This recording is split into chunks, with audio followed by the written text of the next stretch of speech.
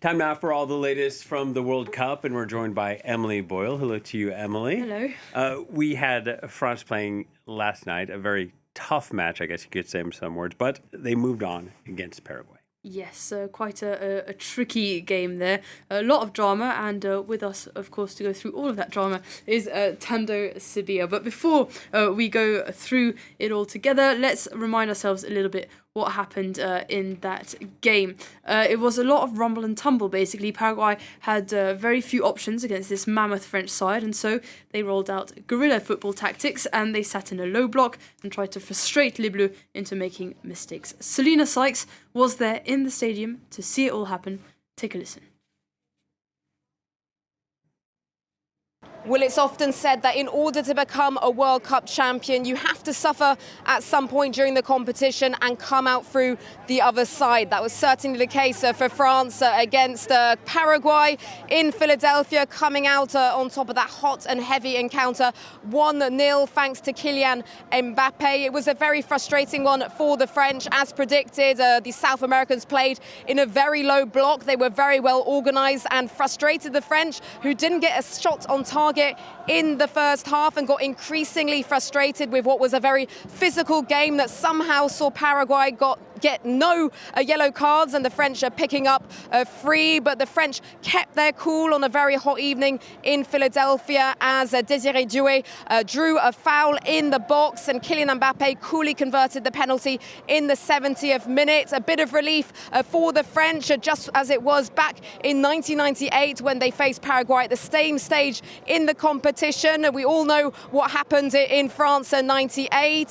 Here bodes well for the French as they continue their quest for a third star on their shirts. And Morocco are up next. Well, France came face to face with some football dark arts there, as Selina said, but they managed to keep their cool. Here is head coach Didier Deschamps after that game. I'm very pleased that the players kept their composure because given the situation, things could have easily spiralled. Obviously, if you get drawn into that trap, and unfortunately Germany did fall into it a bit, things can go wrong. My advice was to stick to the game plan and do what we do best. That said, there's so many little tricks that can be irritating or provocative or even trigger a sense of injustice. So it's not that easy, but they managed it. Yeah, not that easy, those types of games. But despite a huge number of very obvious fouls, Paraguay didn't pick up a single yellow card. Apparently, it's the first time that they've gone cardless in a game since 1998. So the refereeing so far, I thought, has been pretty good in this World Cup, letting the play go when players are flopping around on the floor. But this time, this referee seemed a little bit in over his head there. Yeah, you ask yourself, what is the criteria, why and how? If South Africa, Tembazwane can get a 3-match ban, a red card, for just a slap on the head, in attack, in motion, and Paraguay does everything that they did yesterday and not a single yellow. Elbows to the face. Fists to the face. Kunde took a punch to the face. There were tackles. Kylian Mbappé had someone hugging him the whole game. Caceres was literally like just on him. And I do think that, like you mentioned, the guerrilla tactics, that was exactly what they did. You even look at Gustavo Alfaro, who's the head coach for Paraguay. You look at his whole palmarès, his journey in South American football. He was with Costa Rica, Ecuador, Paraguay eventually. So when we look at the style of South American football, it's not the cleanest. And I'm not saying this to offend anyone. It's just the reality. They play a physical game, a tactical game, and a mental one. So it kind of happens in 3 tiers. You never know which order it's going to happen. Yesterday, it started more physical, got into mental, and then somewhere in between there were tactics. A lot of people are asking questions about the refereeing and the officiating from yesterday. So perhaps there will be an appeal coming from the French side, if that is even in the realm of focus or interest.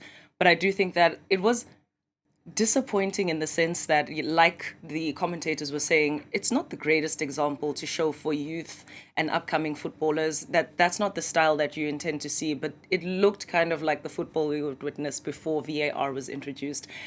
Luckily we had it, but yesterday I don't think it was used the way that it needs to be used or it was intended to be implemented.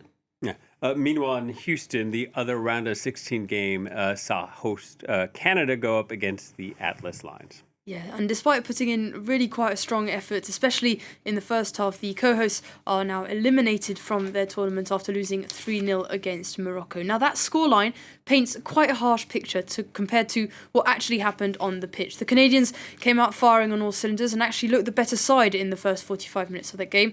Unfortunately, the wind changed after half-time and Morocco's Azzedine Ounahi scored in the 50th minute from a Hakimi set piece. Now, as the clock ran down, the Canucks took more risks, which didn't pay off, and the Atlas Lions scored 2 in quick succession at the end of the second half. Canada, therefore, bow out of the competition, but they can hold their heads high after a historic run. Morocco are through to the quarterfinals, where they will face France to seal a spot in the semis. I guess, Tando, you were talking about mind games earlier on in that France-Paraguay match. You were talking about mind games behind the scenes before we came on air about what you thought was going on there between Canada and Morocco, especially in that first half. What were your thoughts on that? Yeah, I think I had never seen Morocco play like that in a while, actually. Perhaps individually, in isolation on the African continent, when we speak of like African Champions League at a club level. So you think of the likes of Zamalek, you think of the likes of Tunis. Yes, it's not Morocco, but North African football does have those kinds of tactics as well, where it's to get into the mind, whether it's through forcing you to create a tackle by making the opposition uncomfortable. And so yesterday we saw that with Morocco. I saw Achraf Hakimi being way more vocal than he's ever been in his career, I feel.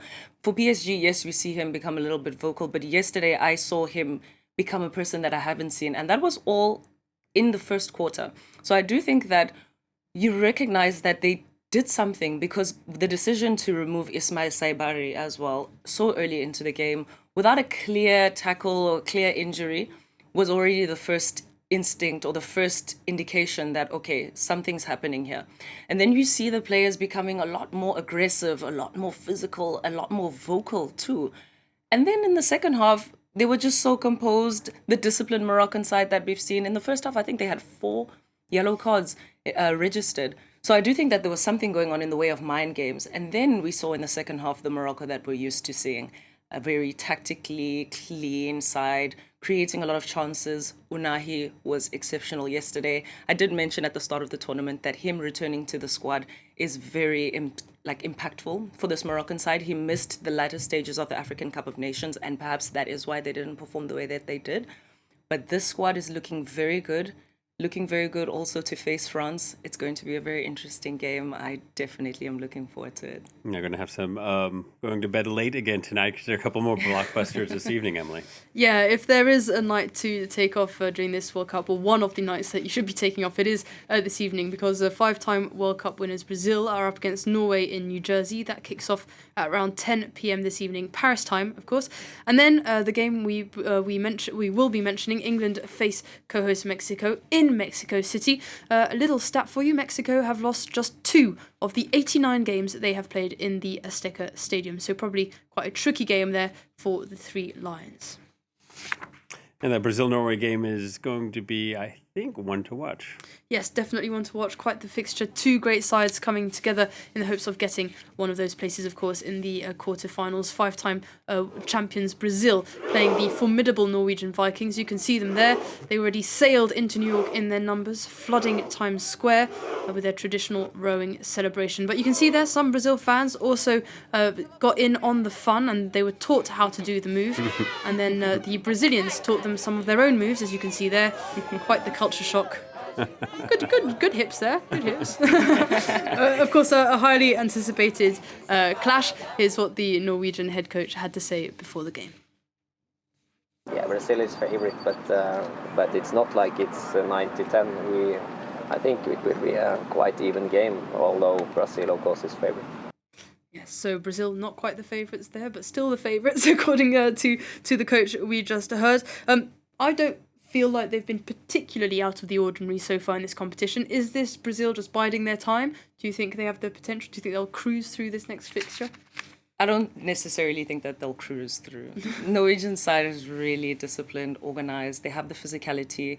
After the 4-1 loss against France, they rested almost 90% of the squad. So unlike Brazil, who have suffered a lot of injuries, and so they're facing a lot of forced tactical changes, I do think that the Norwegians have an upper hand, but also they have a mastermind in Carlo Ancelotti. I just really would like to get into this man's mind. He's got 7 European championships under his belt, so he really understands the game. I mean, you look at the 2-1 win over Japan.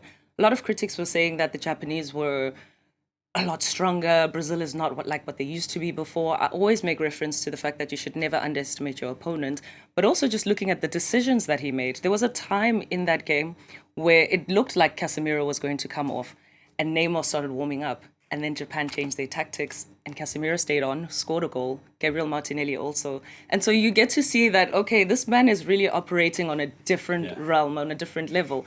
So I do think that against Norway as well, tactically there's going to be some decision making that is going to shock us all. We're still waiting for Endrick to give us a stunning performance. I know I've been enjoying watching him perform at Lyon this past season. So I am really looking forward to how he's going to perform here if he gets brought on. A couple of injuries. Rafinha's back from injury. Is he going to start? That's the big question mark. Paqueto's out completely of the tournament because it's going to be a month of recovery for him. So his replacement would perhaps be Martinelli, who's also had a really good season with Arsenal. Casemiro as well. We speak of how Paraguay had a very solid low block. Brazil have a solid mid block, and Casemiro is the pivot of this block. So I do think that's something to definitely look out for because they have to be solid defensively, but also just keep it running up front. So this one is going to be one for the books as well. I'm definitely looking forward to this game. And finally, Emily, England will be heading into the fortress of Azteca Stadium, as you mentioned earlier, for their game against Morocco. Yes, a huge home advantage Mexico, for Mexico. In their last 89 games, as I mentioned earlier, they've only lost 2, and the stadium stands 2,200 metres above sea level. But England might have found their new secret weapon, Viagra. This is at least according to some British papers. Now, of course, Viagra was originally created to treat cardiovascular issues, so it's great at improving blood flow under low oxygen conditions, which could come in handy since teams that aren't properly acclimatized can lose up to 10% of their capacity in their first few days at altitude. Now, Viagra is not banned by the anti-doping agency, so the magical blue pills could ensure Tuchel's men aren't too wooden on the field, rise to the occasion and stand firm in the face of tough opposition. The head coach has since said that the game could not be any bigger, but that they probably won't be popping any vitamin Vs. Take a listen. Is it true that you guys are considering using Viagra to contrast or mitigate the effects of the altitude? That's information that came along, so I wanted to ask you if that's really true, that information. Thank you, Coach. The information and the support didn't reach me, so that is not true. So, no Viagra for England there, but a very tough game faces them. The Mexican side, of course, has not yet conceded a single goal in this tournament. How is this game going to go? Can England get one in the back of the net? I think they can. You know what? Had you asked me this question at the beginning of the tournament, I would have said maybe not. But seeing the opposition that England has had in the past 2 games hasn't been the easiest. So it's kind of forced them to adapt their playing style to the opponent, but not fall into the traps of the opponent. You have a very mentally strong and intelligent Harry Kane who will run his body dry to find options to create chances. There are some players who have been called by critics a little bit lackluster, the likes of Spence. But then you also have some strong players in the replacement of Bukayo Saka. So he does come on later on into the game to make the necessary changes to change the style of the game. So you can see that up front, they're not out of options. Declan Rice, it's a big question mark. He has been struggling with an injury since the second half of last season. But I do think that he is an integral player in this one. Critics say that he's not so strong. But for me, I think that if he's here and the necessary changes and they walk away with victories in all of these things, not single-handedly, but I do think he's quite useful. In some interviews, he did say that he doesn't necessarily feel affected by the fact that they have the home disadvantage. So I do think that that's something to look out for. But England have gotten mentally stronger during the course of this tournament. So I do think that they have what it takes to knock out the hosts in this one. Unfortunately for Mexico, It's a tricky We'll one. see where it goes. Yeah. I feel like this one will probably be going down to the wire, right down to penalties, but definitely two brilliant fixtures. But before we leave, just a thought for journalist Christophe Glaise, who remains detained in Algeria. He was given a 7-year sentence for what was said to be glorifying terrorism. His lawyers are hoping that a presidential pardon may happen. He was working on a report on the country's most decorated football club, Jeunesse Sportive de Kabylie, when he was arrested over 2 years ago. Emily Tendo, thank you very much. That's it for the World Cup debrief. Please stay tuned to France 24.